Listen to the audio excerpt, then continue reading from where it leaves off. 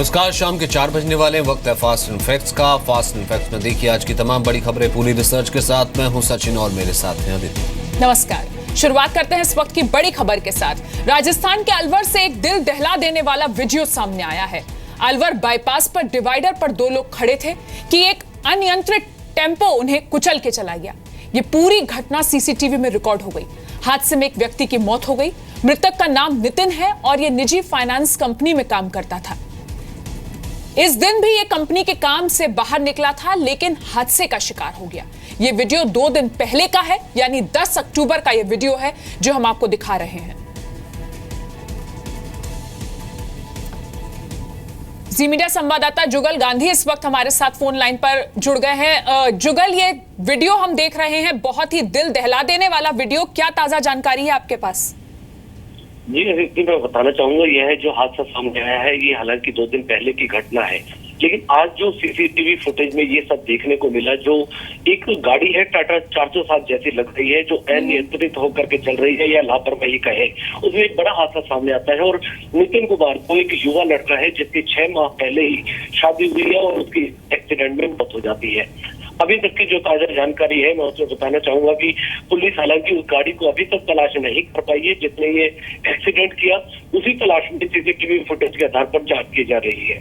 बहुत बहुत शुक्रिया आपका इस पूरी जानकारी के लिए।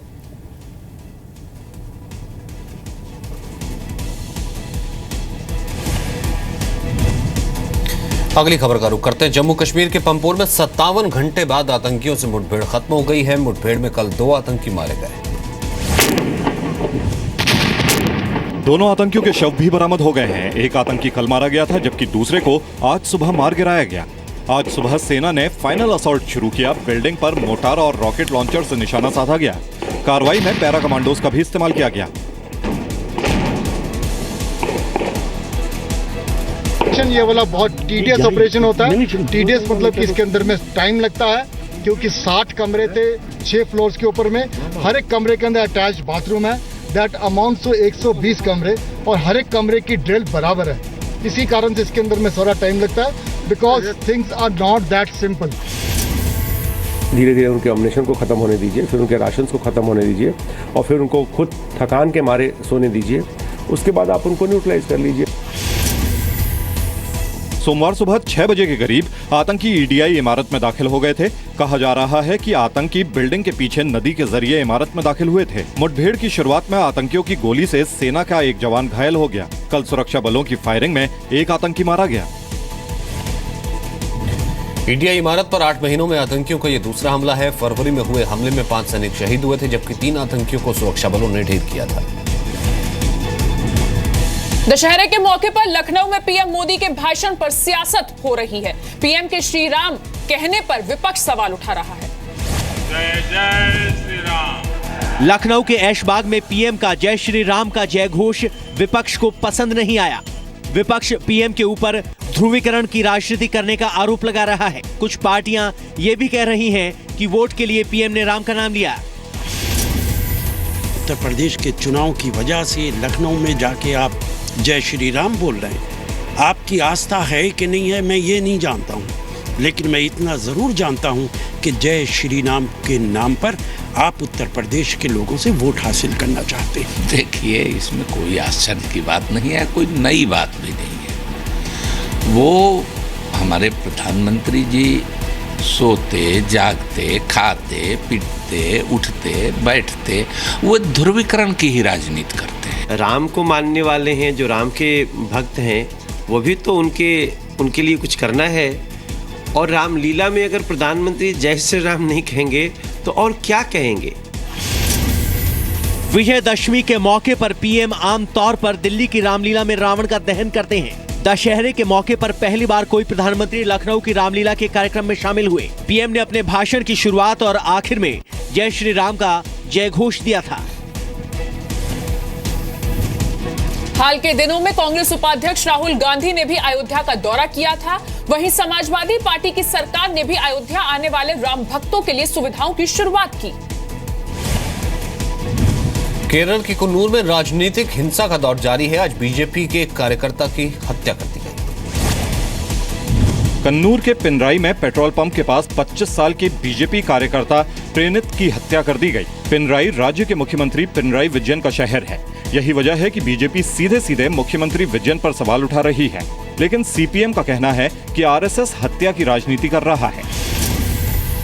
केरल की जो सरकार है वो अपने भ्रष्टाचार को, वहां अपनी नाकामी को छिपाने के लिए इस प्रकार कत्लेआम मचा रही है। यह अपने आप में न केवल चिंता का विषय है, इस पर जांच भी होना चाहिए और जल्दी से जल्दी जो लोग इसके पीछे हैं उनको कानून के हवाले कर देना चाहिए। So far, seven of the CPM leaders have been killed by the RSS in Kannur. 2 दिन पहले भी कन्नूर में राजनीतिक हत्या हुई थी। सीपीएम के कार्यकर्ता मोहनन की हत्या कर दी गई। सीपीएम ने मोहनन की हत्या के पीछे आरएसएस के कार्यकर्ता को जिम्मेदार बताया था। 3 सितंबर को कन्नूर में बीजेपी के एक कार्यकर्ता की हत्या कर दी गई थी। पिछले 5 साल के दौरान अलग अलग राजनीतिक दलों से जुड़े करीब 30 लोगों की हत्या केरल में की गई है। 5 महीने पहले केरल में सीपीएम की वापसी के बाद राजनीतिक हिंसा की घटनाओं में बढ़ोतरी हुई है। करीब 500 मामले दर्ज किए गए हैं। कन्नूर में कार्यकर्ता की हत्या के विरोध में बीजेपी ने कल केरल में बंद की अपील की है। बलूचिस्तान और पीओके में पाकिस्तान के जुल्म सितम के खिलाफ दुनिया के कई देशों में प्रदर्शन हो रहे हैं। लंदन में पाकिस्तान हाई कमीशन के बाहर पीओके और गिलगित बाल्टिस्तान के लोगों ने प्रदर्शन किया। प्रदर्शनकारियों ने वहां चल रहे जमातुल दावा और हिजबुल मुजाहिदीन के आतंकी शिविरों और पाकिस्तान के जुल्म का विरोध किया। आरोप लगाया कि आवाज उठाने वाले लोगों पर झूठा केस किया जा रहा है। दूसरी तरफ कनाडा के शहर वैंकूवर में बलूचिस्तान के लोगों ने जागरूकता अभियान चलाया। आरोप लगाया कि इकोनॉमिक कॉरिडोर के जरिए पाकिस्तान बलूचिस्तान को चीन के हवाले कर रहा है। बाबा जान को 40 साल की कैद और उनके साथियों को दे दी गई है।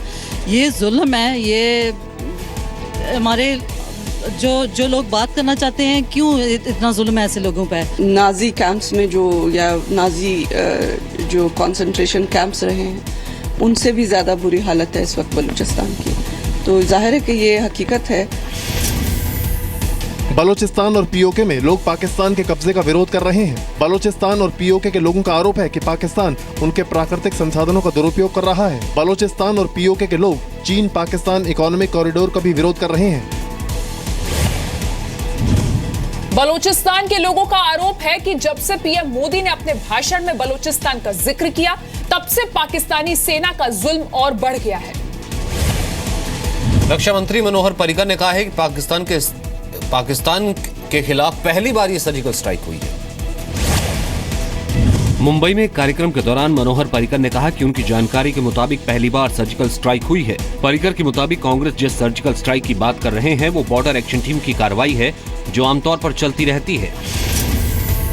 First of all, I am defense minister for 2 years, and from whatever I have learned, there is no surgical strike any time earlier. Okay. What probably they are quoting are what is called as action taken by border action teams. Manohar Parrikar ने surgical strike का ज्यादा credit PM को दिया। उन्होंने ये भी कहा कि जो लोग सर्जिकल स्ट्राइक पर सवाल उठा रहे हैं वो भी इसका क्रेडिट ले सकते हैं। 28 सितंबर की रात को भारतीय सेना के जवानों ने पीओके में घुसकर सर्जिकल स्ट्राइक को अंजाम दिया था। भारतीय सेना की कार्रवाई में करीब 50 आतंकियों के मारे जाने की बात कही जा रही है। सबसे ज्यादा नुकसान लश्कर तैयबा को हुआ। अंग्रेजी अखबार द हिंदू ने खबर छापी थी कि 2011 में भी सेना ने सर्जिकल स्ट्राइक को अंजाम दिया था। द हिंदू के मुताबिक 2011 में सेना के ऑपरेशन जिंजर में 8 पाकिस्तानी सैनिक मारे गए थे। 3 सैनिकों के सिर काटकर भारतीय जवान लेकर आए थे। रक्षा मंत्री मनोहर पर्रिकर से पहले पूर्व डीजीएमओ विनोद भाटिया ने भी दावा किया था कि भारत ने इससे पहले कोई सर्जिकल स्ट्राइक नहीं की थी। तमिलनाडु की मुख्यमंत्री जयललिता की सलामती के लिए दुआएं जारी हैं। आज बीजेपी अध्यक्ष अमित शाह भी उन्हें देखने के लिए पहुंचे। चेन्नई के अपोलो अस्पताल के बाहर जयललिता के सैकड़ों समर्थक जमा हुए। हाथ में जयललिता की तस्वीर, चेहरे पर तनाव, लेकिन एक उम्मीद भी कि उनकी नेता जल्द ठीक हो जाएंगी। इसी उम्मीद में पंडितों से मंत्रोच्चार भी कराया जा रहा है। विशेष पूजा के बाद जयललिता के समर्थकों को प्रसाद भी बांटा गया। Our honorable CM is getting day by day very, very, very better, and she's very hale and healthy. We heard very soon she'll come back home. Jayalalithaa की सेहत के बारे में जानकारी लेने के लिए बीजेपी अध्यक्ष अमित शाह भी आज चेन्नई पहुंचे। बुखार और डिहाइड्रेशन के बाद 22 सितंबर की रात को जयललिता को चेन्नई के अपोलो अस्पताल में भर्ती कराया गया था। अपोलो अस्पताल के मुताबिक जयललिता को इन्फेक्शन है और उनकी तबीयत दिनों दिन सुधर रही है। जयललिता के इलाज के लिए अपोलो अस्पताल ने ब्रिटेन के एक डॉक्टर से भी मदद ली है। दिल्ली से एम्स के डॉक्टरों की एक टीम भी जयललिता के इलाज के लिए चेन्नई गई है। कल तमिलनाडु के राज्यपाल ने जयललिता की सलाह पर उनके सभी विभागों की जिम्मेदारी वित्त मंत्री ओ पनीरसेल्वम को सौंप दी। पनीरसेल्वम ही कैबिनेट बैठक की अध्यक्षता करेंगे। हालांकि जयललिता मुख्यमंत्री बनी रहेंगी। दिल्ली से कालकाजी से बेहद हैरान कर देने वाला मामला सामने आया है। एक बुजुर्ग व्यक्ति ने अपने कुछ दिनों से अपनी पत्नी के शव के साथ रह रहे थे। 90 साल के गोविंद राम जेठानी कालकाजी में अपनी पत्नी गोपी के साथ रहते थे। दोनों को बच्चा नहीं था। दोनों बीते 35 साल से अकेले थे। बीमारी और आर्थिक तंगी से परेशान थे। कुछ दिन पहले बुजुर्ग की पत्नी की मौत हो गई, लेकिन उन्हें इसका पता नहीं चला। 2 दिन पहले गोविंद को एहसास हुआ कि पत्नी के शरीर में कोई हरकत नहीं है। इसके बाद उन्होंने पड़ोसी से जाकर मदद मांगी। गोविंद राम जेठानी को कुछ ऐसी बीमारी है जिससे उनको ये पता ना लग रहा था कि उनकी पत्नी की वास्तविक में मौत हो गई है। सोमवार को उन्होंने इस बात की जानकारी अपने पड़ोसियों को दी और जब पुलिस यहाँ पर पहुंची तो देखा कि उनके इस जो शरीर का हिस्सा है उससे खून निकला हुआ था। हो सकता है उन्हें चोट लगी और फिलहाल डेड बॉडी को पोस्टमार्टम के लिए भेज दिया गया है। यहाँ दोनों अकेले रहते थे, कोई आता नहीं था कि पुलिस वालों ने वो सिटीजनशिप के लिए लिखवा रखा था, तो पुलिस वाले हफ्ते में एक बार आके चेक करके आते थे। हाँ आप लोग ठीक हैं, सब कुछ ठीक है, ऐसे पुलिस वाले आते थे यहाँ पर। बताया जा रहा है कि काफ़ी अरसे से करीबन 3-4 महीने से उनकी तबीयत ज़्यादा ख़राब चल रही थी और नींद में ही बेड से गिरने की वजह से उनकी मृत्यु जो है या तो 9 तारीख को या फिर 10 तारीख की देर रात में हुई है। पड़ोसियों के मुताबिक महिला के शव से बदबू आ रही थी। महिला के शरीर पर चोट के निशान भी थे। आंकड़ों के मुताबिक देश भर में करीब 10.5 करोड़ बुजुर्ग लोग हैं। बुजुर्गों में से करीब 1.5 करोड़ अकेले रहते हैं, यानी करीब 15% बुजुर्ग अकेले हैं। करीब 65% बुजुर्ग आर्थिक तौर पर अपने परिवार के लोगों पर निर्भर हैं। गोविंद राम जेठानी भी कुपोषण के शिकार हैं और पुलिस ने उन्हें अस्पताल में भर्ती कराया है। ये खबर बुजुर्गों के प्रति हमारी संवेदनहीनता की कहानी बयां करती है।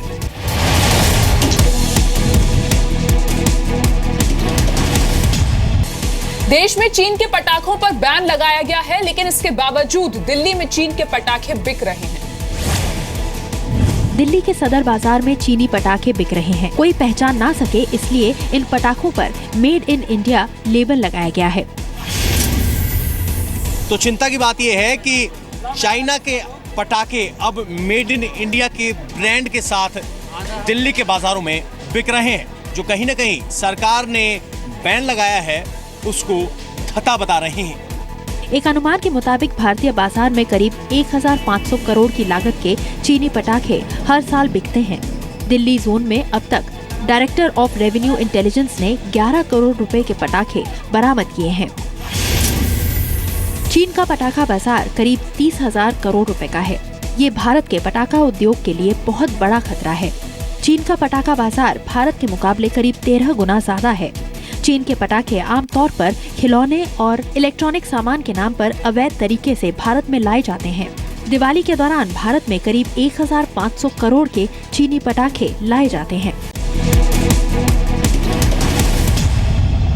जल्दी आपका मोबाइल नंबर बदल जाएगा। आपका मोबाइल नंबर 11 डिजिट का हो सकता है।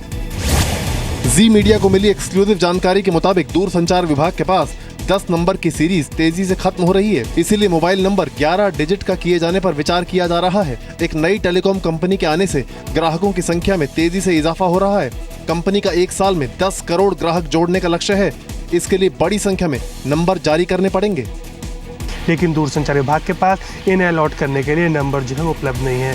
फिलहाल दूरसंचार विभाग के पास 2 ऑप्शन उपलब्ध हैं, या तो वो लैंडलाइन नंबर्स को मोबाइल नंबर के लिए अलॉट करे या फिर जो है मोबाइल नंबर को 11 डिजिट का कर दे। मोबाइल उपभोक्ताओं के मामले में भारत दुनिया का नंबर 2 देश है।